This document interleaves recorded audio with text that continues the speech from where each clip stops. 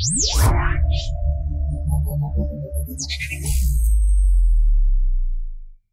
welcome to the D6 sir. Happy Independence Day sir. Same to you. ఈ స్వాతంత్రం వచ్చి 79 సంవత్సరాలకు అడుగు పెడుతున్నాం సార్ మనం. ఈ దేశంలో అన్ని వర్గాలకు ప్రజాస్వామ్యం ఉందా? ఇది ఒక పెద్ద చర్చనీయాంశమే, ఎందుకంటే ఒక పెద్ద చర్చా కార్యక్రమమే. భారతదేశానికి స్వాతంత్రం వచ్చి 78 సంవత్సరాలు పూర్తయి 79వ సంవత్సరంలోకి అడుగు పెట్టబోతున్నాము. ఏదేమైనా ఒక దేశం అనేక సంవత్సరాలు గడుస్తున్న కొద్దీ మరి స్వాతంత్ర ఫలాలు, అభివృద్ధి ఫలాలు ఈ దేశంలో ఉన్న అన్ని కులాలకు, అన్ని వర్గాలకు అందాయా? అసలు డెవలప్మెంట్ ఏ రకంగా ఉంది, ఈ దేశంలో ప్రజాస్వామ్యం ఏ విధంగా వర్ధిల్లుతుంది అనే దాన్ని ఎప్పటికప్పుడు సమీక్ష చేసుకోవాల్సినటువంటి అవసరం ఉంది. ఎందుకంటే భారతదేశానికి ప్రపంచంలోనే ఒక ప్రత్యేకత ఉంది. ఇక్కడ ఉన్నటువంటి పరిపాలకులు కూడా అదే పానిగా ప్రపంచంలోనే భారతదేశం గొప్ప ప్రజాస్వామిక దేశము అని కూడా చెప్తూ ఉంటారు. కానీ ఒక్కొక్కసారి మాలాంటి వాళ్ళకి ఏమనిపిస్తుంది అని అంటే, అసలు ఇది గొప్ప ప్రజాస్వామిక దేశమేనా అనే అనుమానము మాకు కూడా కలుగుతుంది. ఎందుకనంటే ఈ దేశంలో ఉన్నటువంటి ఏదైతే 130 కోట్లకు పైగా జనాభా ఉంది. ఈ దేశంలో 6,000 కులాలు ఉన్నాయి. ఈ దేశంలో కులము అనేది ఒక క్రైటీరియా, ఒక సమూహాలుగా ఉన్నాయి, కుల సమూహాలు ఉన్నాయి. అంటే ఒక్కొక్క కులం జనసంఖ్య నాకు తెలిసి 6%, 7%, 8% దేశవ్యాప్తంగా చూస్తే మరి పెద్ద ఎత్తున జనాభా కలిగినటువంటి కులాలు ఉన్నాయి. రాష్ట్రాలలోనైతే 10% వరకు కూడా జనాభా కలిగినటువంటి కులాలు కూడా ఉన్నాయి. కులాలను ఈ దేశంలో ఒక క్రైటీరియాగా కూడా గుర్తించాలి. ఎందుకనంటే ఈ కులాల రూపంలోనే కులాల సమూహాలుగానే ఈ దేశంలో పుట్టి పెరుగుతున్నాయి, సమూహాలుగా గట్టిపడ్డాయి. అట్లాంటప్పుడు మనం ప్రజాస్వామ్యం గురించి చర్చించాల్సి వచ్చినప్పుడు ఈ కులాల నుంచే రిప్రజెంటేషన్ అనేది అనివార్యంగా తీసుకోవాలి. ఇంకా ఈ దేశంలో కులాల సమూహాలు ఉన్నప్పటికీ కూడా మనం కులాన్ని గుర్తించము. ఏదో ఓపెన్ కాంపిటీషన్ల మీద ఎవరు మెరిట్ ఉండి, ఎవరు ప్రజాస్వామ్యంలో ఎక్కువ ఓట్లు వస్తే ఆ ఓట్ల ద్వారా వచ్చిన వాళ్ళే ఈ దేశంలో పరిపాలకులుగా మారుతారు, ప్రధానమంత్రులుగా మారుతారు, సీఎంలుగా మారుతారు, ఎమ్మెల్యేలుగా గెలుస్తారు, ఎంపీలుగా గెలుస్తారు అని జనరల్ క్రైటీరియా తీసుకుంటే మరి ఈ దేశంలో కొన్ని కులాలు బాగా అభివృద్ధి చెందిన కులాలు ఉన్నాయి. కొన్ని కులాల్లో భూస్వామ్య వర్గాలు ఉన్నారు, పెట్టుబడిదారులు ఉన్నారు, తలసరి ఆదాయం ఎక్కువగా ఉంది. ఆ కులాల్లో ఉద్యోగస్తులుగా ఉన్నారు, గవర్నమెంట్ ఎంప్లాయీస్గా కూడా ఉన్నారు. బడ్జెట్ అంతా ఆ వర్గాలకే వెళుతుంది. అట్లాంటి కులాలు పోటీలో నిలబడి వాళ్ళు సునాయాసంగా గెలవగలుగుతారు. ఇప్పుడు కొన్ని కులాల్లో ఎడ్యుకేషన్ ఎక్కువగా ఉంది, అదేవిధంగా వాళ్ళకు పోరాడే శక్తి కూడా ఎక్కువగా ఉంది. కానీ కొన్ని కులాలు అసలు సాధారణమైనటువంటి కులాలు, ఈ దేశంలో కుల వృత్తి చేసుకునే కులాలు, బీసీలలో ఉన్న కులాలు అన్నీ కూడా 50% జనాభా ఉంది ఈ దేశంలో. కానీ ఆ కులాలకు పోటీ పడే తత్వం లేదు, ఎడ్యుకేషన్ లేదు. వాళ్ళకు ఎన్నికలలో పోటీ చేసి, ఇన్ఫ్లుయెన్స్ చేసి, ప్రభావితం చేసి వాళ్ళను ఓట్లు వేయించుకునే పరిస్థితి లేదు. అటువంటి వర్గాలు పేలవంగా మారిపోతున్నాయి, నామమాత్రంగా మారిపోతున్నాయి. అటువంటి వాళ్ళు నిలబడలేకపోతున్నారు ఎన్నికల్లో. మరి అలాంటప్పుడు ఇంకా అంటే పోటీ చేసి గెలవగలిగే వర్గాలు ఒకటే వర్గం నుంచి, రెండే కులాల నుంచి, అదే కులాల నుంచి ప్రతిసారి ప్రధానమంత్రులుగా లేకపోతే ముఖ్యమంత్రులుగా, ఎమ్మెల్యేలుగా గెలుస్తూ ఉంటే మిగిలిన కులాలు పోటీ పడలేని బలహీనమైన పరిస్థితుల్లో ఉంటే, అనేక రకాల సంచార కులాలుగా ఉంటే, అదేవిధంగా మరి దీన్ని మనం స్పష్టంగా గమనించాల్సినటువంటి అవసరం ఉంది. ఎందుకనంటే ఇప్పుడు ఉదాహరణ కనుక తీసుకున్నట్లయితే ఈ భారతదేశంలో ఇప్పుడు ప్రధానమంత్రులంతా కూడా 1-2 కులాల నుంచే అయినటువంటి పరిస్థితి ఉంది. అంటే దాని అర్థం ఏంటిది? ఆ కులాలే ప్రభావితం చేసి, ఆ కులాలే కొన్ని పార్టీలను స్థాపించుకొని, ఆ పార్టీల ద్వారా ఓట్లు వేయించుకొని, వాళ్ళ నుంచి ఆ పార్టీల ద్వారా ఆ కులాలే ఎల్లప్పుడూ ప్రధానమంత్రులు అవుతుంటే, ఎల్లప్పుడూ ముఖ్యమంత్రులు అవుతుంటే దాన్ని ప్రజాస్వామ్యం అని ఏ విధంగా అంటాం మనం? ఉదాహరణకి ఇప్పుడు తెలంగాణ రాష్ట్రమే ఉంది. తెలంగాణ రాష్ట్రము 1956లో ఉమ్మడి ఆంధ్రప్రదేశ్గా ఏర్పడింది. మరి ఉమ్మడి ఆంధ్రప్రదేశ్గా ఏర్పడినప్పటి నుంచి 1-2 కులాలే అసలు ఎల్లప్పుడూ ఒకటే కులం నుంచి పోటీలో, ఎన్నికల పోటీలో ఒకటే కులం. నేను అనుకుంటాను 1956లో నీలం సంజీవరెడ్డి దగ్గర నుంచి మొదలు పెడితే ఇప్పటి వరకు ఒకటే కులం రెడ్డి వర్గం నుంచే పెద్ద మొత్తంలో ముఖ్యమంత్రులు అవుతున్నారు. ఒక పివి నరసింహారావు, లేకపోతే మధ్యలో ఒక జలగం వెంగళరావు, ఒకటో, రెండో, అరా, కొర, ఇద్దరో, ముగ్గురో రావటం జరిగింది. ఎన్టీ రామారావు తెలుగుదేశం పార్టీ వచ్చిన తర్వాత మళ్ళీ టీడీపీ నుంచి ఒకటే వర్గం మళ్ళా ముఖ్యమంత్రులు అవుతున్నారు. కాంగ్రెస్ నుంచి ఒకటే వర్గం ముఖ్యమంత్రులు అవుతున్నారు. అంటే ఈ 2 వర్గాలే. కానీ ఈ 2 తెలుగు రాష్ట్రాల్లో మరి వందల కులాలు ఉన్నాయి. మరి ఆ కులాల నుంచి ఎందుకు ముఖ్యమంత్రులు కావటం లేదు? ఎందుకు ఎమ్మెల్యేలు కావటం లేదు? ఎందుకు ఎంపీలు కావటం లేదు? అంటే ఏంది?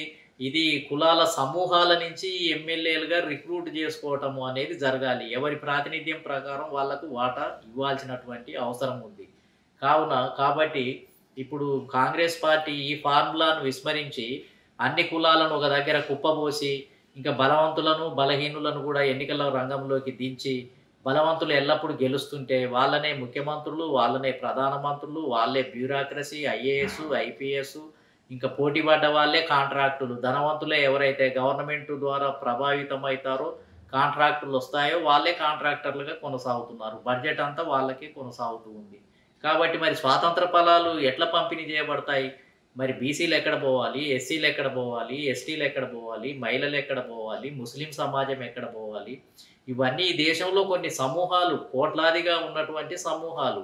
ఆ సమూహాల నుంచి 50% ఉన్న జనాభా ఉన్నటువంటి వెనుకబడిన కులాల నుంచి ఒక ముఖ్యమంత్రి కాకపోతే, ఒక ప్రధానమంత్రి కాకపోతే, అసలు బీసీలలో సగం కులాలకు, సగం కాదు కదా 80% కులాలకు ఒక ఎమ్మెల్యేకు కూడా గెలవలేకు, అసెంబ్లీలే అడుగుపెట్టలేనటువంటి పరిస్థితి ఉంటే ఇంకా వాళ్ళని అట్లనే వదిలేయటమేనా? అంటే పోటీలో గెలిచినటువంటి బలవంతుడే ఎప్పుడు ఎమ్మెల్యేలు అయితే ఇక అదేమి ప్రజాస్వామ్యం అది? అంటే ఏంది? ఈ దేశంలో ఒక 30% ఉన్నటువంటి కులాల వాళ్ళే ఈ దేశంలో ప్రజాస్వామ్యాన్ని అనుభవిస్తున్నారు. ప్రజాస్వామ్యం అని అంటే 2-3 కులాల ప్రజాస్వామ్యం, కేంద్రంలో ఒక 2-3 కులాల ప్రజాస్వామ్యం, రాష్ట్రాలలో 2-3 కులాల ప్రజాస్వామ్యం, మిగతా కులాలన్నీ ప్రేక్షకులే. కాబట్టి మరి ఇది ఎంతవరకు సమంజసం? ప్రజాస్వామ్యం లేదు. ఇప్పుడు కేవలం కొన్ని వర్గాలు, కొన్ని కులాలు పరిపాలిస్తుంటే మిగిలిన వాళ్ళు ప్రేక్షకులుగా ఉండాల్సి వస్తుంది. వాళ్ళు ఓట్లు వేయడానికే ఉన్నారు, జెండాలు మోయడానికే ఉన్నారు, కార్యకర్తలుగా మాత్రమే పనిచేస్తున్నారు. అదేవిధంగా కాంగ్రెస్ పార్టీని గెలిపించడానికే ఉన్నారు, టీడీపీని గెలిపించడానికే ఉన్నారు, బీఆర్ఎస్ని గెలిపించడానికే ఉన్నారు, కుల వృత్తులు చేయడానికే ఉన్నారు. వీళ్ళకు నిర్ణయాలలో భాగస్వామ్యం లేదు, చట్టాలలో భాగస్వామ్యం లేదు, శాసనాలలో భాగస్వామ్యం లేదు, బడ్జెట్ వీళ్లకు అందదు. అన్నీ బర్రె గొర్రె ఇళ్ల స్థలాలు, చిన్న చిన్న పథకాలు మాత్రమే వీళ్ళకి ఇస్తారు. కాబట్టి ఇది ఏ రకంగా ప్రజాస్వామ్యం అవుతుంది? కాబట్టి ఈ దేశంలో ఏ రూపంలో ఉన్నది, కులం రూపంలో ఉన్నా, వర్గం రూపంలో ఉన్నా, మతం రూపంలో ఉన్నా, ఆ సమూహాల నుంచి ఎమ్మెల్యేగా గెలుపొందే వాతావరణాన్ని, ఎన్నికల విధానాన్ని తీసుకురావాల్సిందే. ఆ విధంగా వాళ్ళకు అవకాశం ఇవ్వాల్సిందే. రాజకీయ పార్టీలన్నీ కూడా కులాలను బేస్ చేసుకొని కాంశీరామ్ గారు అన్నట్టుగా ఈ దేశంలో ఎవరి జనాభా ఎంత ఉంటుందో ఆ జనాభాకు తగ్గట్టుగా ఎమ్మెల్యే సీట్లు, ఎంపీ సీట్లు, రాజ్యాధికారం పంపిణీ చేయాల్సిందే.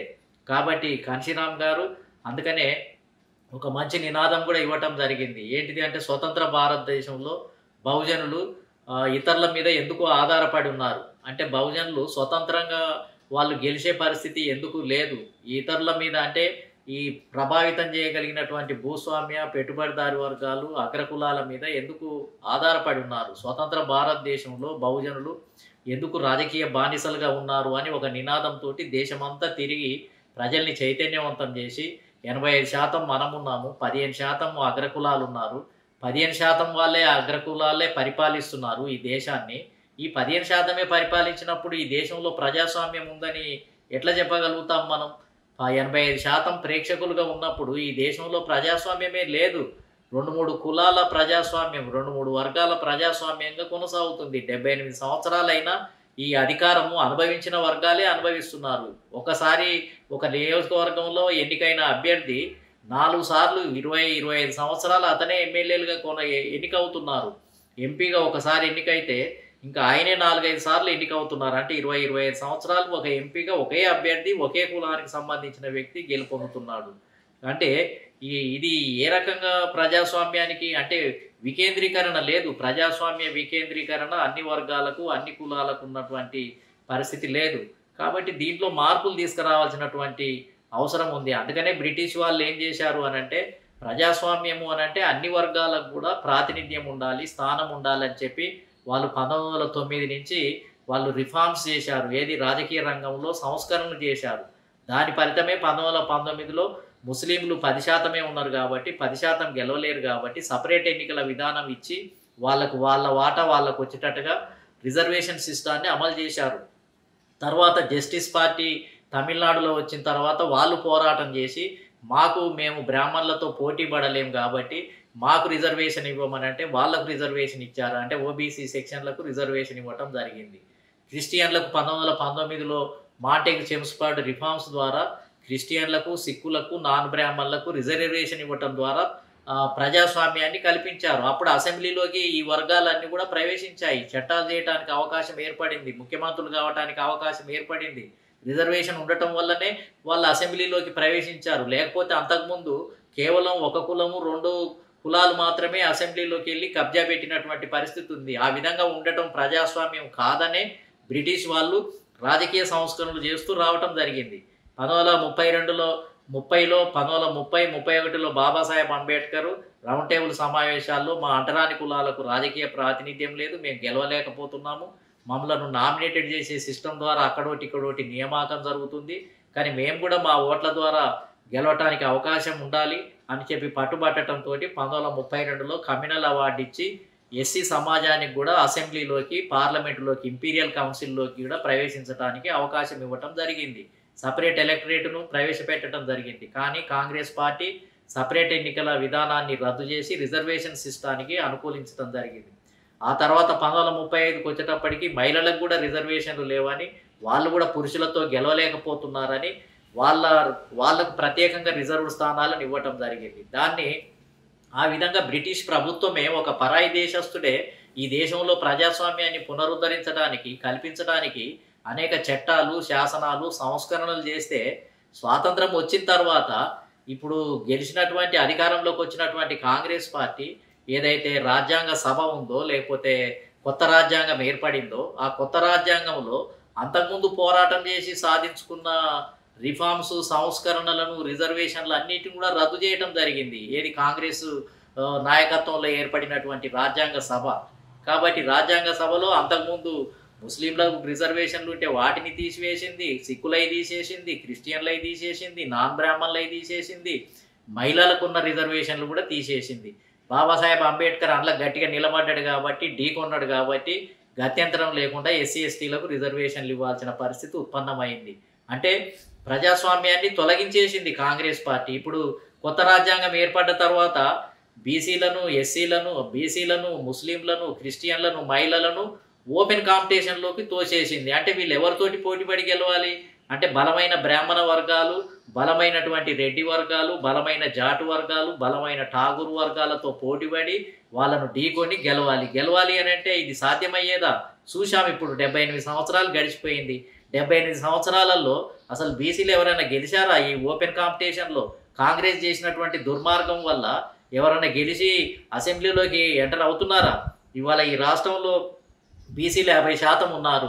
జనాభా ఎక్కువగా ఉన్న యాదవ, గౌడ, ముదిరాజు, మున్నూరు కాపు, పద్మశాలి ఇలాంటి కులాల నుంచి 1, 2, 3 గెలుస్తున్నారు.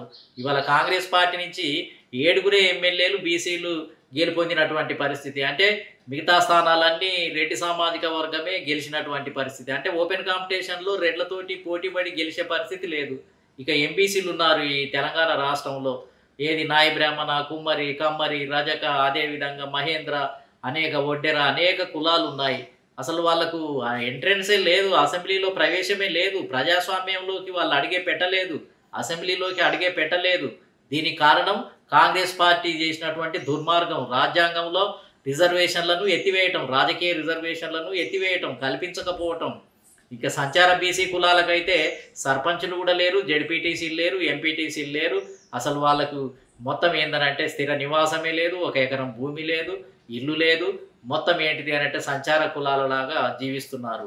అంటే బీసీలలో ఇక 50% ప్రజలే ప్రజాస్వామ్యానికి దూరంగా ఉన్నారు, అసెంబ్లీకి దూరంగా ఉన్నారు, ముస్లిం సమాజమే దూరంగా ఉంది, మహిళా సమాజమే దూరంగా ఉంది. అంటే దాదాపు ఒక 70% ప్రజలు అసలు అసెంబ్లీలలో ప్రవేశమే లేదు. వాళ్ళు చట్టాలలో వాళ్ళ భాగస్వామ్యం లేదు, శాసనాలలో లేదు, చర్చలలో లేదు, ప్రభుత్వ నిర్ణయాలలో లేదు, బడ్జెట్ ఎవరెవరికి కేటాయించాలనే దాంట్లో వాళ్ళ వాళ్ళ మాట లేదు. అంటే ఇవన్నీ కూడా లేకుండా పోయాయి. కానీ ఈ విధంగా రాజకీయ బానిసత్వంలో కొనసాగుతున్నారు. దేశానికి స్వాతంత్రం వచ్చింది, కానీ ఈ దేశంలో ఉన్న 70% ప్రజలకు రాజకీయ స్వాతంత్రం రాలేదు. ఇతర పార్టీల మీద ఆధారపడుతున్నారు. కాంగ్రెస్ పార్టీని అనేక సందర్భాల్లో రిప్రజెంటేషన్ ఇచ్చి, అయ్యా మేము బీసీలం ఇంతమంది ఉన్నాం, ముస్లింలం ఇంతమంది ఉన్నాం, మహిళలం ఇంతమంది ఉన్నాం, మాకు ఎమ్మెల్యే టికెట్లు ఇవ్వండి, ఎంపీ టికెట్లు ఇవ్వమని అంటే ఈ కాంగ్రెస్ పార్టీ ఏనాడు కూడా జనాభాను దృష్టిలో పెట్టుకొని టికెట్లు ఇచ్చిన పాపాన లేదు. బీజేపీ ఇచ్చిన పాపాన లేదు, బీఆర్ఎస్ ఇచ్చిన పాపాన లేదు, అదేవిధంగా టీడీపీ ఇచ్చిన పాపాన లేదు.